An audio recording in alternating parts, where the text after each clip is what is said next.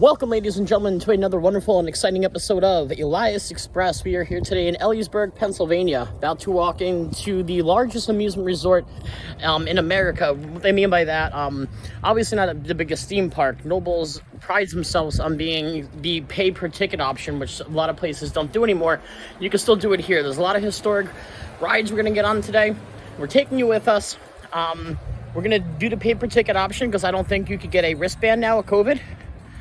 But if the wristband's available, we'll do that. Unfortunately, two of the coasters here are closed, the Flying Turns, which is the one that, it's historic for the fact that they built it themselves. And then right behind me, the Eurofighter is closed, which is unfortunate. Everything else should be operational, though, when I called. I'm going to get definitely 4 coaster credits today. They have the Haunted Mansion here, a drop tower I want to get on, and probably the Skyway, too. So, taking you with us. Come on. All right, walking up, you just pretty much, it's a self-parking lot. They don't charge you, and you're on grass, which is really retro and old school. Walking in, you see a little graveyard of ride pieces off to the right. I can see some, what looks like maybe Ferris wheels. I could call it a gondola, but they have different skyways here. That is a Eurofighter, which is not available today, unfortunately. Would have loved to have gone on it. I see somebody in the station, though. Maybe. Be nice. But walking in, very clean park. Rather empty. Oh, you can pay for one day. Oh, let's do that then, because I want to get on a lot. She does look like a beauty. According when I called, they're not opening this ride this season because it's such a slow-moving ride as it is. As it disinfect the seats time and time again, you would have outrageous queues. Mobile security. Nice little Nicky gift shop here. A little nifty. Beautiful park. It's empty though. Impulse is the name of the Eurofighter. I do like how they have like little impulses on the, I'm not sure if you can see, I'll try to zoom in. Those little impulses on the railings. Not sure what it is, but it's the loaf. Get some potato cakes, a little frog hopper game, a lot of flat rides here. But as you know, we're more concerned about the coasters and the dark rides. We're around here somewhere.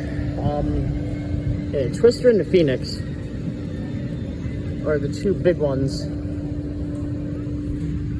We'll go get our hands stamped and then we'll rumble. You don't have a midway here, but I guess you would kind of call it this, their midway. Yeah, I'm definitely amusement park. Even though they do have bigger rides than most amusement parks. Yeah, this will fall under amusement park for me. I still love them, don't get me wrong. I go this way. Come to Knoebels and have your birthday under this big giant birthday cake. You're crossing a bridge which has a lot of writing on it. This park is infamous for flooding during the rains. And this being the river that does most of it. A lot of people over the years have extra names. Got mini golf down there.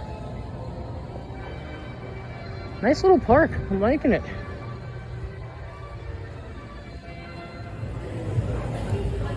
Well, I've always been a huge fan of the Haunted Mansion at Disney, as you can see from my tattoo.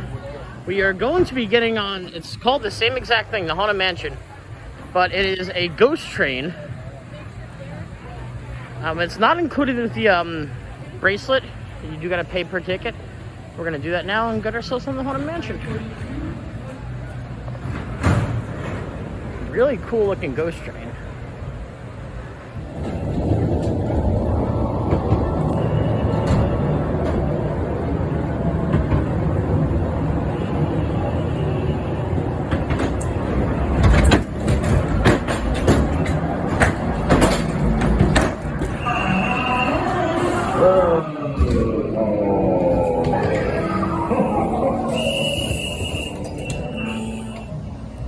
Wow, ladies and gentlemen, that was my favorite ghost train I've ever been on.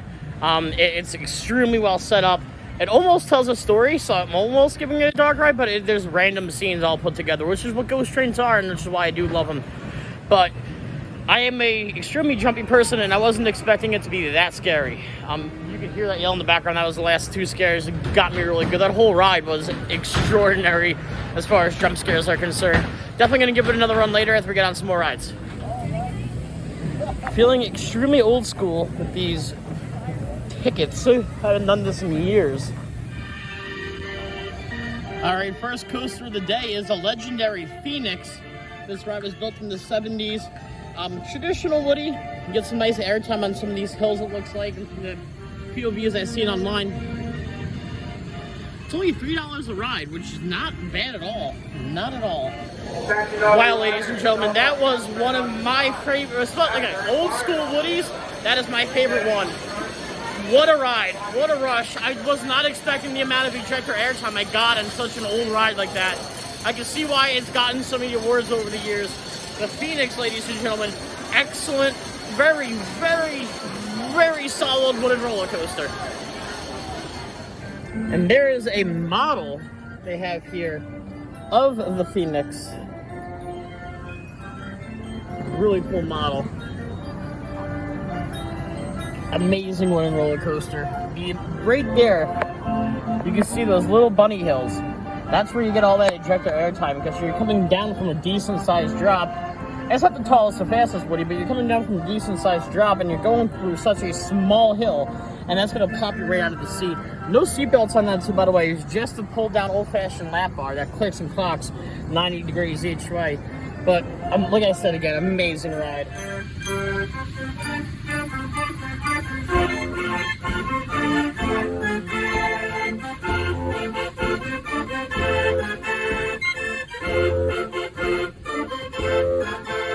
I've never seen one of these in person. This is amazing. I've always wanted to see one of these. And wow! And this here in the background, ladies and gentlemen, is Flying Turns, the park's own trackless roller coaster. It's bobsled. They built it themselves. It's the only one in the world that's wooden. There's other bobsleds around, but this one is completely wooden. I love that. They told us we couldn't build it, but we did it anyway. Apparently, since it's just a slow loading ride, it's not operational, because they can't socially distance and keep the queue down. So I understand that. Ooh, there's a drop tower operational. We might have to give that a whirl. Yes, it looks like it is. Let's do that.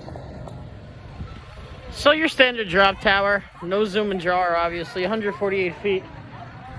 Bigger than the ones on my recent trip. Next up in the background is the Twister, and we're going to be doing that next. So much like from Flying Turns, the Twister you see right here was manufactured by Knoebels himself. They built this, so like they didn't get any outside help, which is really awesome. That looks like a solid wooden roller coaster. Okay, that was really, really good as well. This park is big on their woodens. Unfortunately, one of it's closed. Hopefully the indoor one's opening, so I'm going to try to give that a whirl. But Twister, look at that. Look at those turns. That is an amazing wooden. You go up this lift hill first, and then you go down this, like, it's almost like a CGI the way it runs, but it's not, because it's a little old school. But it's very, very turn heavy like a CGI is. But either way, so you go through these this high bank turns, and you go through this high bank drop, and you come around up to this other lift hill, and then you go through all this wonder and glory that you see here. And again, really close. See if we get a shot.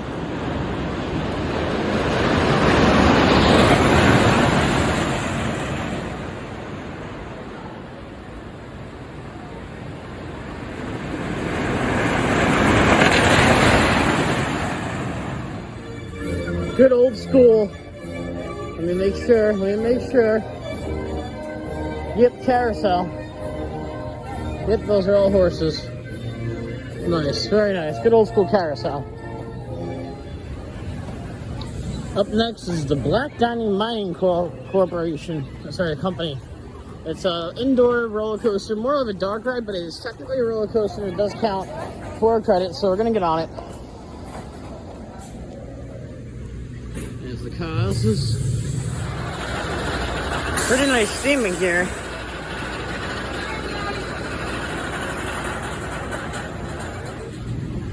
So that was the indoor coaster. It was more of a dark ride than anything, other than a coaster, but it was still fun to do. Nice ride. I'm gonna have some re-rides. I'm gonna go on the Lockroom and have some re-rides on the Woodies. And then probably head on out a little bit. Walking into the Carousel Museum here in Knoebels. A lot of cool stuff here.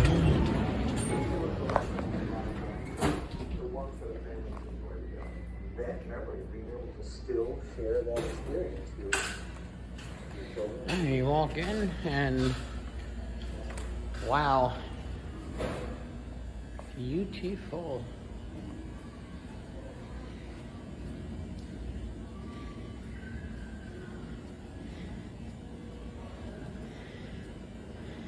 All throughout the years. Jumping horse, the outside row, and another outside row horse. Dating back a long time ago. Oh, right here in front of us. It's beautiful. Kept up really well too. Look at that. In the middle is your merry-go-round section, because these are animals other than horses, which makes it a merry-go-round. And then the horses will make it a carousel. 1880, 1915. This guy looks cool, the guy in the back. Oh wow. 1879. 1846, this is the oldest date I've seen thus far.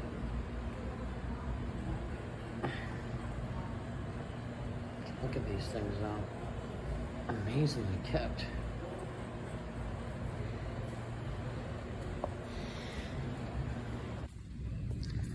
I got a whole museum back here dedicated to the park. Oh, the mining museum. I'm sorry, this is a mining museum.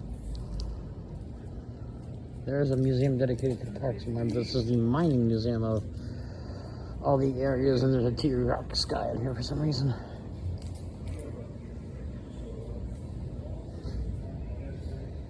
It's nice and AC in here.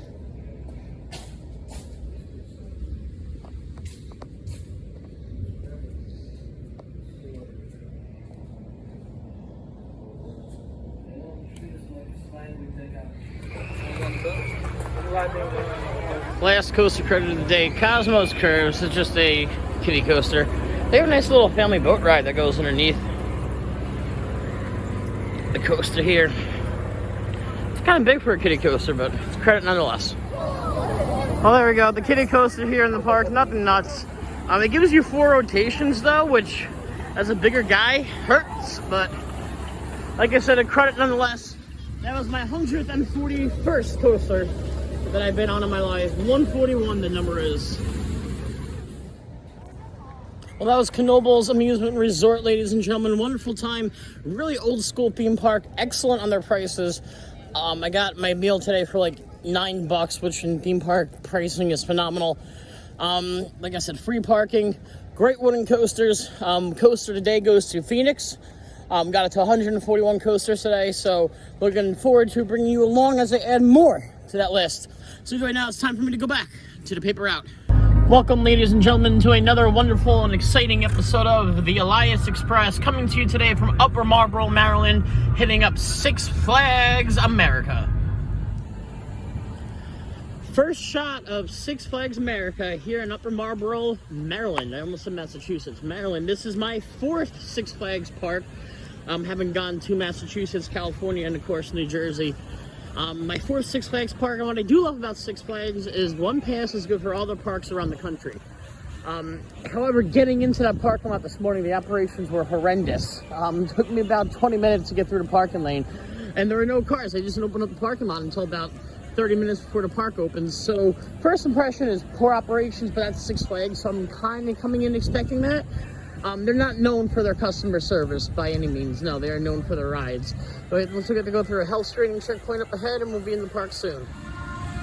So it's about 3 minutes of 11, and they haven't opened up the tent to let us in. So I don't understand. Finally, people are going through. They should have got that done 10 minutes ago. So far, extremely poor operations here at Six Flags. Then again, it's Six Flags, so I don't expect anything crazy as far as their customer service, but this line should have been moving 10-15 minutes ago. Alrighty, ladies and gentlemen, first impression walking in, we have a great fountain like we do back in Six Flags at home. Typical Midway area, your typical Main Street. Nicely kept though. I'm heading to Superman first, which is similar to the one they have over in Massachusetts. Let's see how it rides here. They got a Gotham City here as well. I mean, they recycle and re-gift Clue a lot, but a little Harley Quinn, looks like a top hat. Wonder Woman swings. Looks very similar to the Batman show back at home. Trying to find Superman, looks like she's back here somewhere.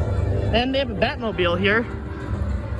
And the Joker's Jinx in the background, which is a linear induction. Trying to find the entrance for Superman.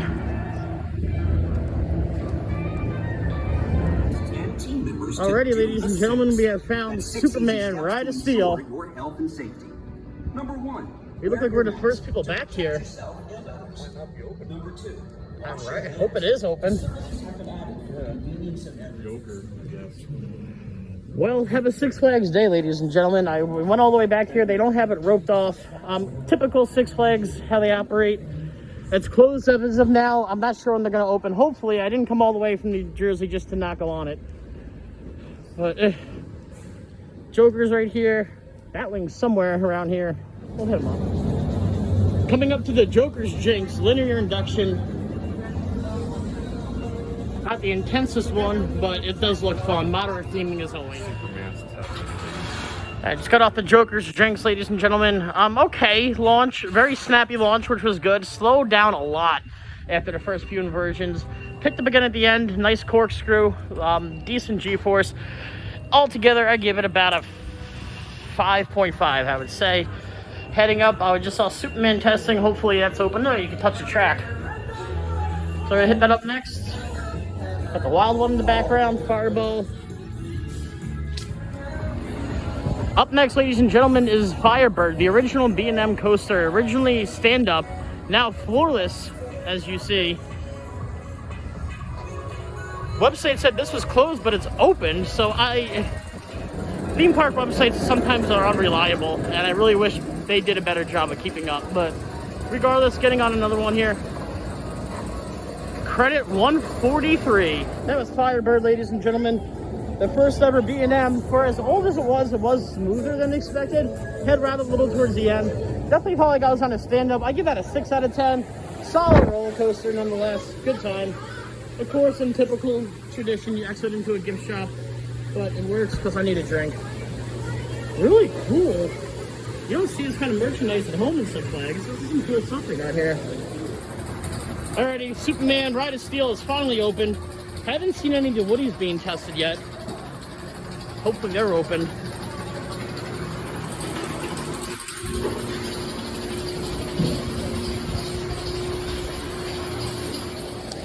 Alright, just had our back row ride on Superman Ride of Steel. Very solid coaster. Instrument delivered. It's an older ride, but it was fantastic. The airtime on the first drop. The double helixes, some of the best G-forces and helixes I've ever seen in my life. Really good ride. Gonna go back on again and have a front row and hit up all these other great attractions here at Six Flags America. Again, that was Superman Ride of Steel. We had a front row seat. Fantastic airtime. One of the best helixes I've been on in any coaster. Not like the one in Massachusetts. It doesn't have the cool end turn section with all the drift traps. But definitely worth another re-ride later. Did 2 rides. Gonna head over now to an anticipated one for me in Roar. That is the park's GCI wooden roller coaster. Hitting it up next. All right, we got one of the 2 Woodies in the park coming up next in Roar in the background. They are running 2 trains, it looks like, at least, which is nice. Got a little bit of a line here. We're gonna wait on it regardless. It's not that bad of a line.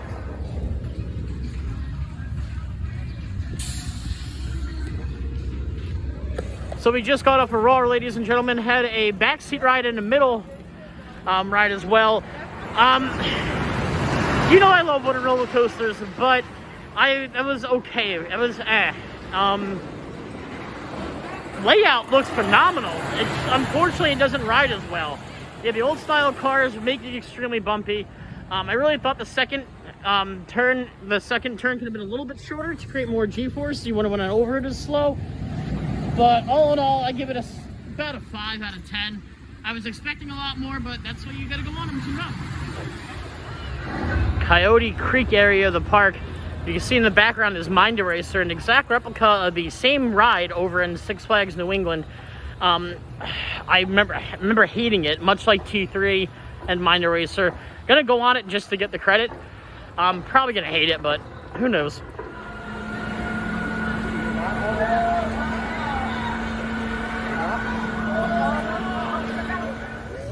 Okay, so just got off of Mind Eraser. Honestly, I was expecting a lot worse and a lot bumpier of a ride than I got. Compared to the one in New England and T3's SLCs, that is the smoothest one. I'll do that. I'll do a rewrite on that if I really had to. Really not as bad as I expected. Out of all the SLCs, I put it about a 6. Up next, ladies and gentlemen, is the Vekoma Flyer in Batwing. Not many of these left around the world now. One of them is here.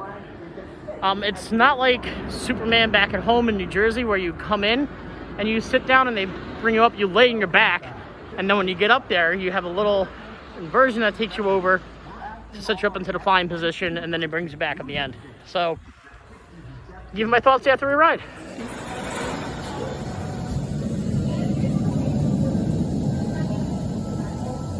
Mobile devices can become projectiles while the ride is in motion, so we safely all guests view all such devices that are this ride is not responsible for any articles lost, stolen, or damaged. Thank you and enjoy your ride. Okay, just got off the Batwing, the Vekoma Suspended Flyer, amazing coaster, great G-force. That loop in there was amazing because you go through loop on your back. I give it a solid 7 out of 10. Definitely worth a re-ride later for sure. I just hate how they call it the Batwing coaster. Batwing enough to be, you don't need the word coaster in the name. That's just my opinion though. So unfortunately, it looks like Wild One is gonna be on the chopping block today. Haven't seen it tested at all. It's unfortunate. It's over 100 years old, this wooden roller coaster you're looking at, and I really wanted to go on it. It just doesn't look like it's possible right now.